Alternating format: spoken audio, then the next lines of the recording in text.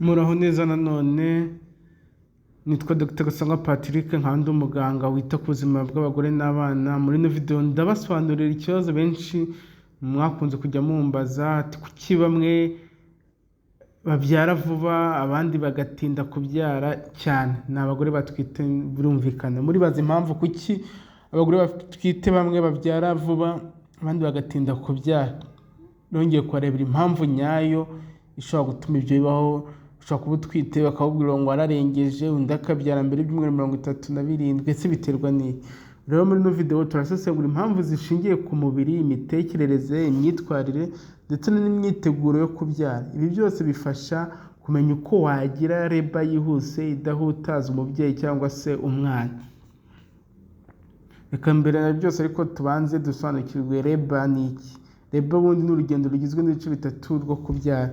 Rugira faze 3, hari iyo bita latent phase, akaba ari ububabare bworoheje aho inda itangira gufunguka, iriya cervix cyangwa se inkondo y'umura itangira gufunguka. Hakaba n'iyo bita active phase, ariho ububabare buba bukabije, inkondo y'umura ikaba yafungutse kuva kuri santimetero 6 kugera ku 10. Tubutse ko umugore abyara kenshi ubundi yafungutse ku 10. Ino hakazaho delivery cyangwa se kubyara, ibyo bakunze kwita pushing umwana aho avuka. Abagore rero bamwe bagera kuri ibi bice vuba, abandi bikaba amasaha menshi. Ugasanga umuntu amaze amasaha 23 umunsi wose agitegereje kubyara, asunika ibisebe bimuryohera, undi akaza nyuma y'amasaha 3 akaba arabyaye. Impamvu rero zishingiye ku mubiri. Icyo ari cyo cyose buriya cyagize uruhare mu kubyara mbere. Niba warabyaye imbere, reba yawe isa vuba. Niba warigeze kubyaraho mbere, kundi ukurikiye n'ujya kubyara bishobora kwihuta. Ikindi umubiri uba uzi icyo gukora nyine, kubera iki wigeze kubyara umubiri wawe uba umenyeye niba ariko twabivuga. Icya kabiri, imiterere ya cervix cyangwa se inkondo y'umura yawe. Niba warigeze kubagwa cyangwa se ukagira infection, bishobora gutuma ino nkondo y'umura yawe idafunguka vuba. Bikaba byagira ingaruka y'uko uzatinda kubyara. Ikindi abona imiterere y'umwana wawe utwite, birumvikana ushaka kubyara. Niba umwana ari mu mwanya mubi, umwana yicaye atambitse, ashobora gutuma reba itinda. Birumvikana nimba bimeze gutya, ibimenyetso byerekana ko uzabyara ubazwe, nta yandi mahitamo. Ikindi ufite umwana munini cyane ashobora kugorana kuvuka. Umwana munini aratinda hasi ku buryo kugira ngo azasohokemo hariya mu nkondo y'umura bishobora gutindana. Ikindi ufite mu matako mato hato, nabyo bishobora gutuma umwana atavuka vuba.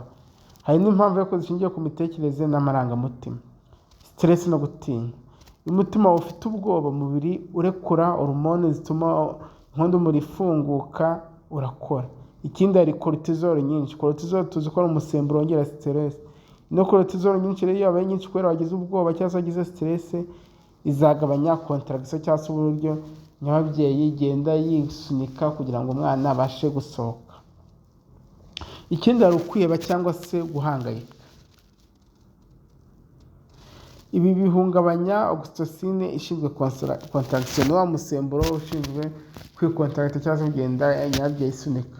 Umubyeyi rero agira reba itinda nyine kubera nyine y'indembere nyine nabisanga birumvikana. Ushobora kuba nanone ari kumubura wimereye ugira reba itinda.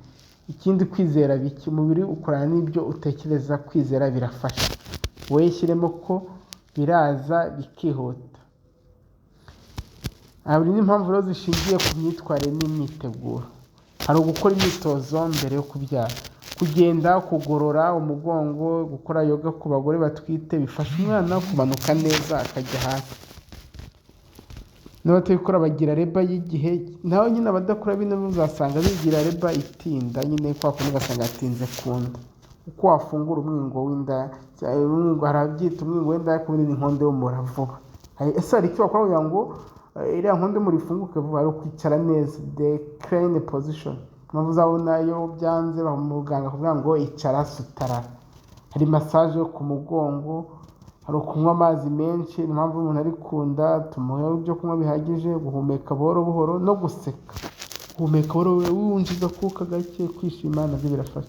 Ikindi gufata amafunguro arimo energy, ibiryo bifite glucose, imbuto, ibinyampeke bifasha contraction gukora neza. Mpamvu uzabona ababyeyi bari kunda benshi tubabwira ngo bakuzanire agasoda, agafanta unywe kugira ngo ugire imbaraga nyine zo gusunika. Hari n'impamvu rero zishingiye ku buvuzi cyangwa se ibibazo by'ubuzima. Indwara zimwe na zimwe zishobora kuba impamvu nka diyabete, hypertension cyangwa se infection zituma kubyara bitinda, reba yawe itinda. Zimwe zigira ingaruka ku miterere y'inda ndetse n'umwana. Ikindi hari ibiyobyabwenge n'itabi. Bino bigabanya imbaraga z'umubiri bigatuma contraction zidakora neza, ibise bidakora neza. Ibintu byabaye mu mezi ya mbere y'uburumbuke, imiti yagiye ikoreshwa nabi, stress ikabije cyangwa se ibikomere ku bwonko bishobora kuba impamvu yo gutinda. Dore inama zafasha kugira ngo reba yawe yihute kandi itekane.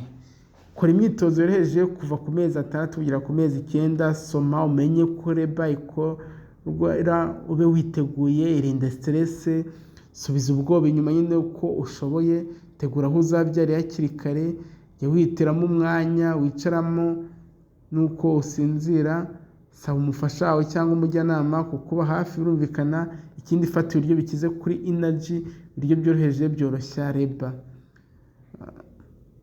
Kubyara vuba cyangwa se bigatinda, icy'ingenzi ni umutekano wawe ndetse n'uw'umwana. Igihe cyose ugize ubwoba, umutegetsi ni wowe. Humura, humeka buhoro, wizere umubiri wawe.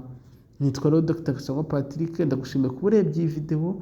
Kanda kuri subscribe, like, usangize abandi babyeyi, dufatanye kubaka umuryango uzira impungenge, ufite ubuzima bwiza kuva ku nda kugera ku mikurire y'umwana. Bye bye. Muraho neza nanone.